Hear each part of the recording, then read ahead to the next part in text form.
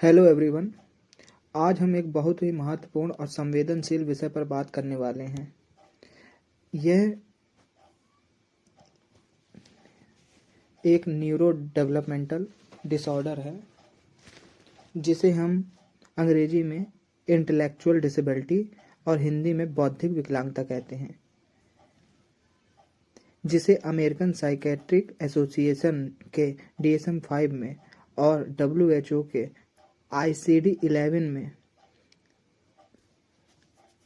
मान्यता दी गई है। आज के प्रेजेंटेशन में हम जानेंगे कि इसकी परिभाषा क्या है। DSM-5 के अनुसार निदान के मानदंड क्या हैं, गंभीरता के स्तर कितने हैं, कारण क्या हैं, लक्षण कैसे पहचानें, मूल्यांकन कैसे होता है और उपचार के क्या विकल्प हैं और कुछ महत्वपूर्ण तथ्य। तो चलिए शुरू करते हैं। परिचय। बौद्धिक विकलांगता यानी कि इंटेलेक्चुअल डिसेबिलिटी एक न्यूरो डेवलपमेंटल डिसऑर्डर है। इसकी सबसे पहली और सबसे जरूरी बात यह है, डिसऑर्डर की उम्र जो है शुरू 18 साल से कम यानी बचपन या किशोरावस्था में ही इसके लक्षण दिखने लगते हैं। इस डिसऑर्डर में मुख्य रूप से दो क्षेत्रों में महत्वपूर्ण कमी होती है। पहला, बौद्धिक कार्य प्रणाली यानी इंटेलेक्चुअल फंक्शनिंग, जिसमें सोचना, समझना, तर्क करना, समस्या सुलझाना और अब्स्ट्रैक्ट थिंकिंग शामिल है। दूसरा, अनुकूली कार्य प्रणाली यानी अडेप्टिव फंक्शनिंग।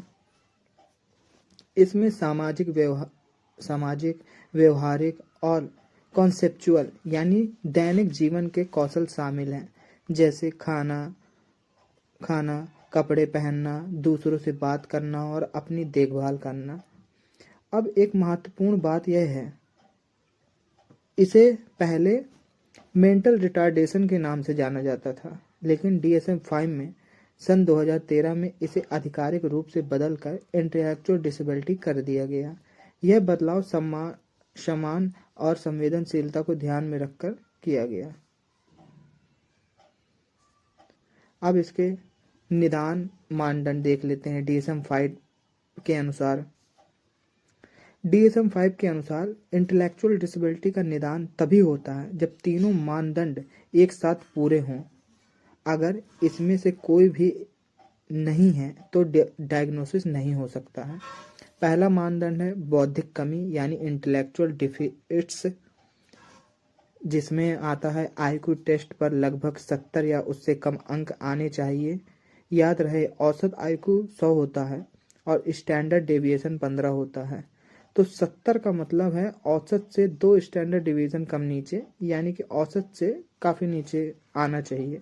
इसके साथ साथ तर्क करने में, योजना बनाने में, अब्स्ट्रैक्ट थिंकिंग में और प्रॉब्लम सॉल्विंग में भी कमी दिखनी चाहिए। और सिर्फ स्टैंडर्डाइज्ड टेस्ट काफ़ी नहीं है, क्लिनिकल असेसमेंट भी जरूरी है, इसमें होता है, इस चीज़ को ध्यान रखिएगा। दूसरा मानदंड है अनुकूली कमी यानी एडेप्टिव डिफिट्स।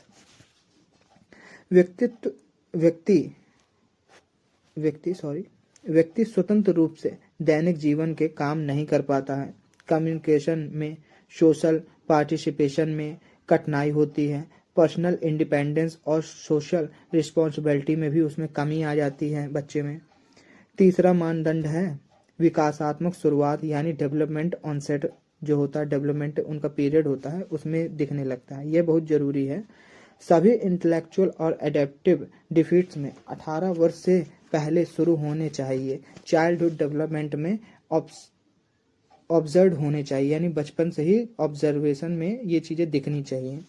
एक महत्वपूर्ण बात, अगर कोई एडल्ट में कॉग्निटिव डिक्लाइन होती है तो डेमेंशिया तो वह कैटेगरी में नहीं आता है, वह अलग डिसऑर्डर है। अब इसके गंभीरता स्तर, सीवियरिटी लेवल देख लेते हैं। गंभीरता के स्तर, DSM-5 में इंटेलेक्चुअल डिसेबिलिटी को 4 स्तरों में बांटा गया है। यह वर्गीकरण IQ के साथ साथ एडेप्टिव फंक्शनिंग के आधार पर किया गया है, सिर्फ IQ नंबर पर नहीं किया गया। ठीक। पहला स्तर है माइल्ड लेवल यानी सामान्य। इसमें IQ 50 से 70 के बीच होती है। यह सबसे सामान्य स्तर है। लगभग 85% मामले इसी श्रेणी में आते हैं। ये व्यक्ति स्वयं की देखभाल कर सकते हैं, कक्षा 6 तक की शिक्षा ले सकते हैं, सरल नौकरी कर सकते हैं और समाज में रह सकते हैं। यानी ओवरऑल कहीं ना कहीं सब कुछ अपना अपना कार्य कर लेते हैं। दूसरा स्तर है मॉडरेट यानी मध्यम। इसमें आईक्यू लेवल 35 से 50 के बीच होता है और लगभग 10% मामले इसके देखे जाते हैं। इसमें ये लोग सरल कम्युनिकेशन कर सकते हैं, निगरानी में काम कर सकते हैं, आंशिक स्वतंत्रता होती है और सपोर्टिव लिविंग यानी सहायता के साथ रहना इनको जरूरी होता है रखना। तीसरा स्तर है सीवियर यानी गंभीर। आईक्यू लेवल 20 से 35 के बीच होता है और इस स्थिति के मामले जो हैं 3 से 4% मामले इसमें सीमित भाषा कौशल होता है, सीमित होता है बच्चों में। निरंतर सहायता की जरूरत होती है, बुनियादी यानी सेल्फ केयर में भी मदद चाहिए होती है और अक्सर अन्य डिसेबिलिटीज भी साथ होती हैं। चौथा स्तर है प्रोफाउंड यानी अति गंभीर। आईक्यू लेवल 20 से कम दर्शाया जाता है, दिखता है यानी दर्शाया जाता है। सिर्फ 1 से 2% मामले इसमें न्यूनतम या होते हैं और इसमें न्यूनतम या कोई भाषा नहीं होती है। पूर्ण देखभाल की जरूरत होती है, सेंसरी मोटर लिमिटेशन होती है और मल्टीपल डिसेबिलिटीज होती हैं। ये था इनका गंभीरता के स्तर। 4 स्तर थे जो अभी मैंने आपको बताया। अब इसके कारण पे आ जाते हैं, कॉजेस पे। इंटेलेक्चुअल डिसेबिलिटी के कारणों को 3 भागों में बांटा जा सकता है: जन्म से पहले, जन्म के समय और जन्म के बाद। पहला देखते हैं जन्म से पहले के कारण यानी प्रीएंटल कॉजेज। इसमें सबसे आम है डाउन सिंड्रोम, जिसे ट्रिसोमी 21 कहते हैं। इसमें क्रोमोसोम्स के जोड़े 21 की 3 कॉपीज हो जाती हैं, यानी क्रोमोसोम्स में फ्रेगलिंग एक्स सिंड्रोम यह सबसे आम इनहेरिटेड कारण है।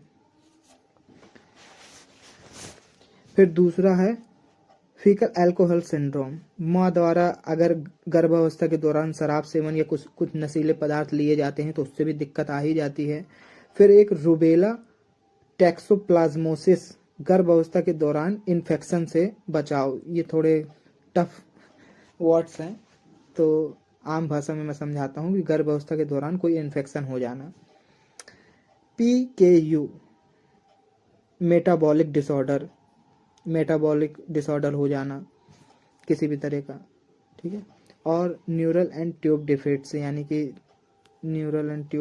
कि जन्म के दौरान कुछ दिक्कतें। अब दूसरा है जन्म के समय के कारण यानी प्रीएंटल कॉजेज।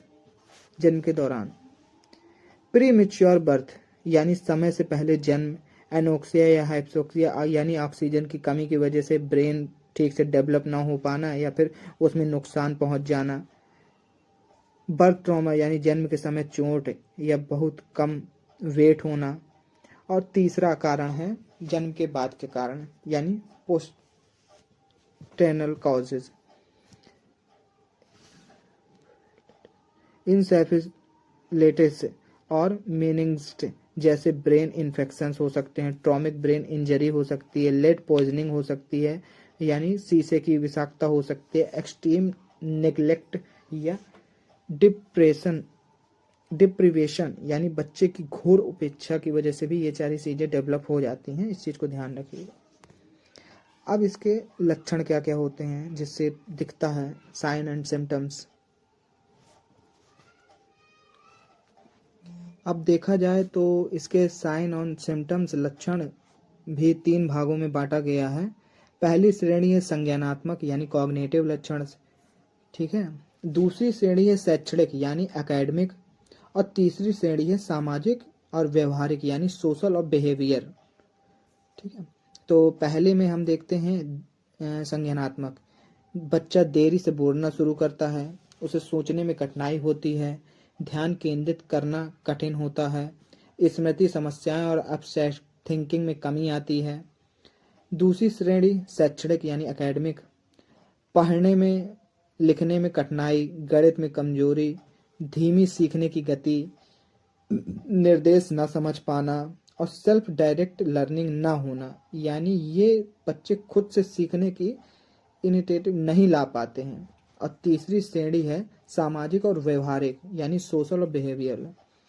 सामाजिक नियम न समझना, आत्मनियंत्रण में कमी होना, आसानी से प्रभावित हो जाना, व्यवहार संबंधित समस्याएं और इमोशनल डिसरेगुलेशन, यानी भावनाओं को कंट्रोल करने में कठिनाई होना।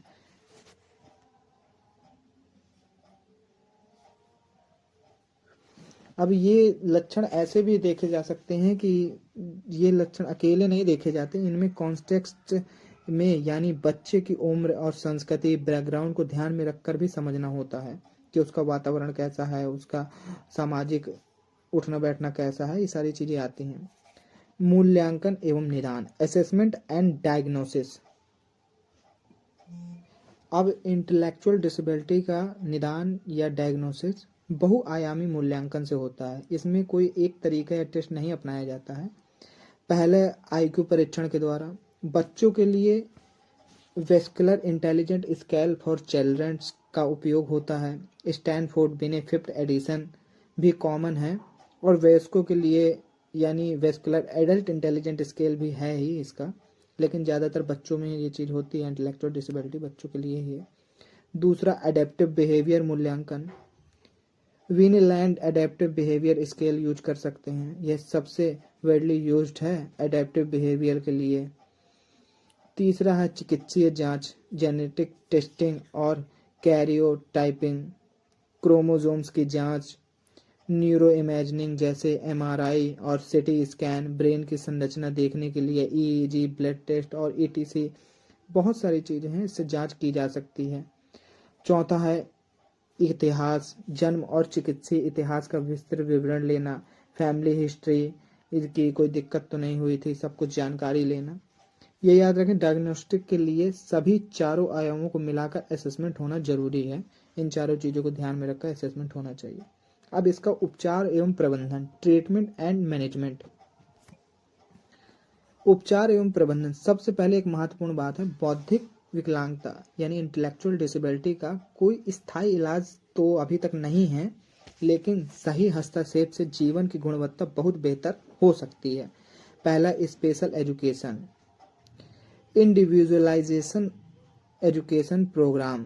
हर बच्चे के लिए उसकी ज़रूरत के अनुसार एक अलग शिक्षा योजना, सहायक शिक्षण सामग्री और स्ट्रक्चर्ड क्लासरूम होना चाहिए। दूसरा, स्पीच थेरेपी, भाषा कम्युनिकेशन का विकास, यानी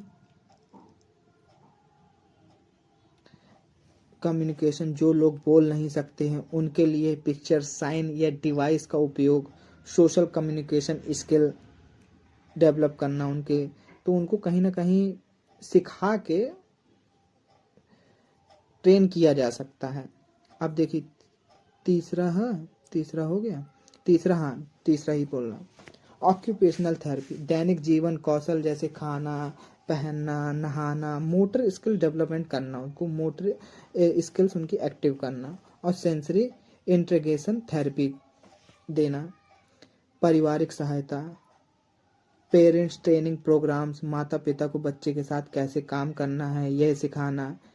केयर गिवर सपोर्ट ग्रुप्स और respite care service, care givers को आराम देने के लिए।